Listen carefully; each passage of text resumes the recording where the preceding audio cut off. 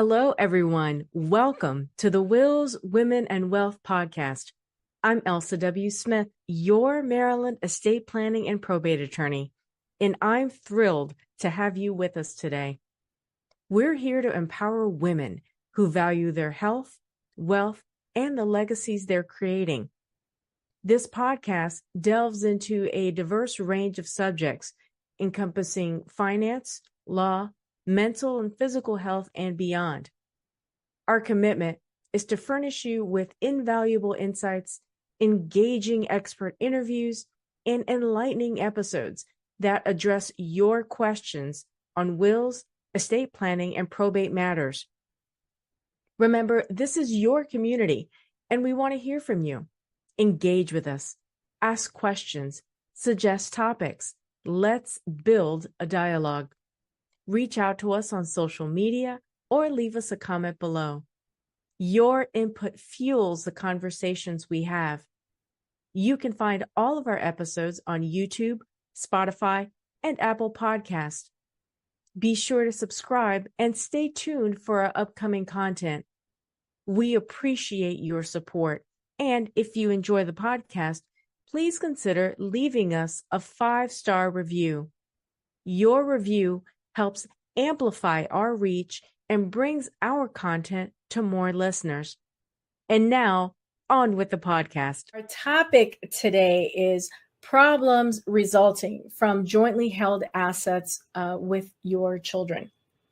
Now, today I wanted to share a few issues, few scenarios that illustrate why you shouldn't make children joint owners of your assets. As with all estate planning, everyone's situation is different, right? And in the end, you know your family members, certainly better than me. My mission here is to educate and empower you to make smarter estate planning decisions. However, my clients have shared these issues with me, either through firsthand experience or from what they've seen other family members and friends experience. So I've compiled all of those issues into this podcast for your benefit. For those of you who are taking notes, I should say, I want to give you a bit of a roadmap of where we're going with this podcast. We're going to cover first, adding children to your bank accounts. The second issue has to do with adding children to property deeds.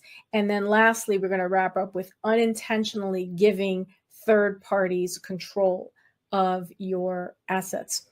So having said that, let's go ahead and get started. Issue 1, adding children to bank accounts. The first issue in this category, in this subheading that comes to mind for me is the increased liability. Your funds might be utilized to pay off your child's debts if they are sued, declare bankruptcy, or even get divorced, right? So to prove that the money in a particular account is yours and not your child's, and should not be subject to your child's creditors, will at the very least need to clear some significant hurdles. It's just very complicated to do. Another issue, another problem that comes up under this heading is, that public assistance benefits could be refused to your child. The government will check all available income and assets if your adult child becomes disabled and request Social Security and or Medicaid disability benefits. The claim for benefits from your child may very possibly be rejected if they are included as a co-owner on your account, and depending, of course, on the the value of the account, the assets, the value of the account. That's what I meant. Before being eligible for Medicaid, SSI, or other forms of government assistance, they might need to drain down your money, your assets, in order to pay for their care if they're involved in an accident or experience a sudden health issue that leaves them disabled or incapacitated. The other issue in adding children to your bank accounts that is quite a touchy one when I raise it is that your child can wipe out your bank account, right? So although the initial intention may have been, that your child wouldn't touch the monies in the account because it was still your money, the temptation may later raise its ugly head.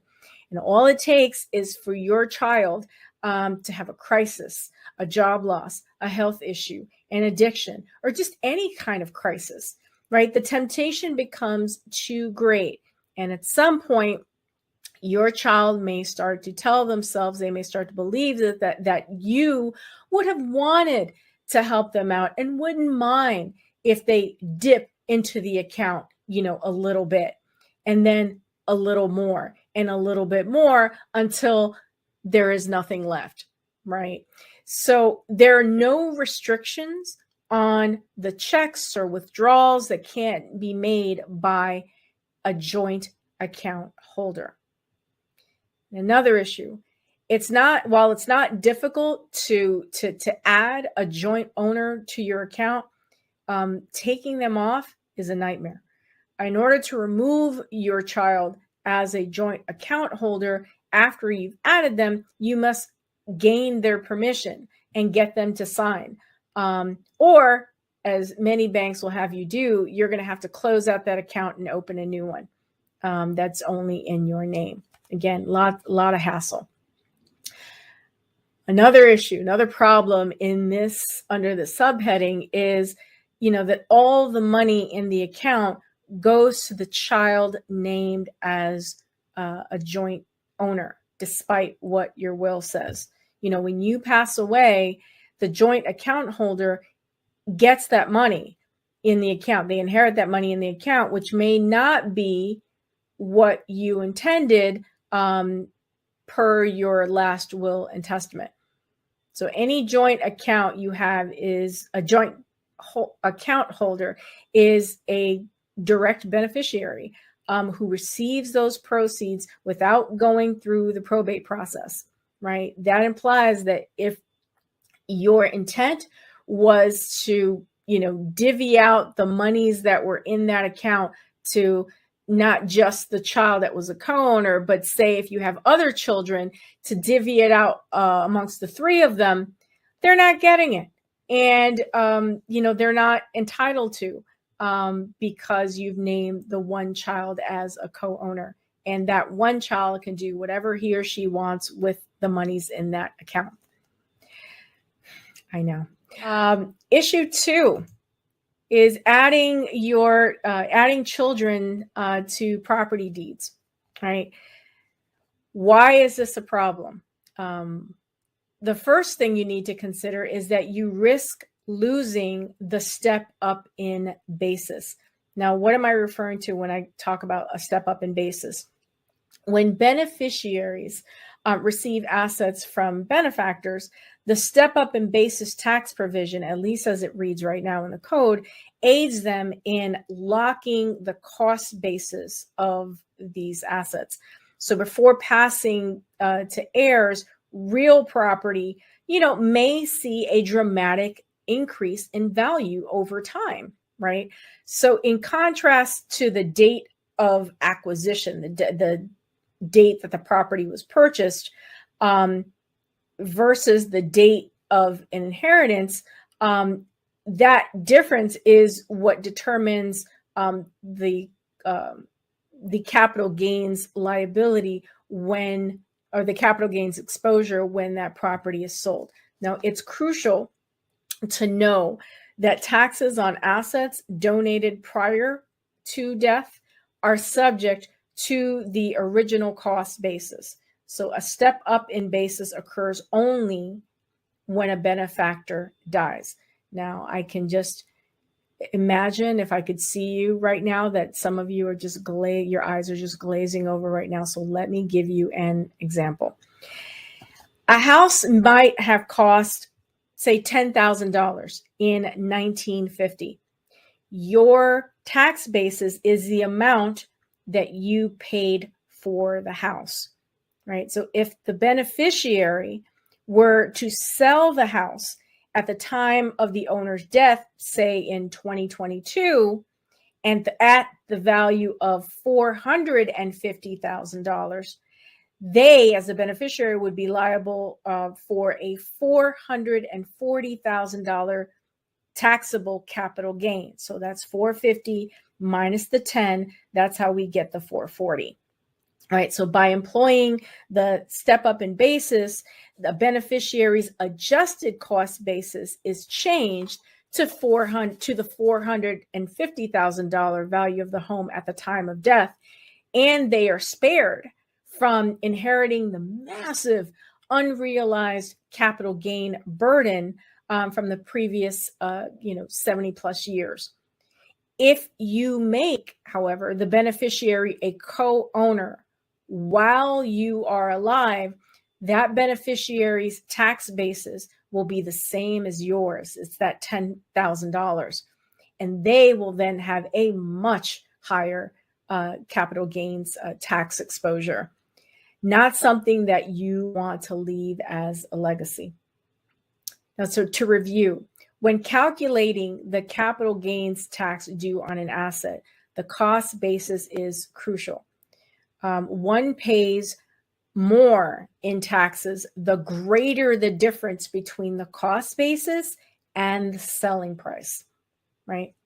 So while you may have had the best of intentions in wanting to add your child to a deed, be sure to consider the tax consequences before doing so. The next issue in this, within this heading of adding children to property deeds, is complications that arise if you want to sell your home. When you include someone on your deed, they legally become a co-owner of the house, which presents another unsettling complication.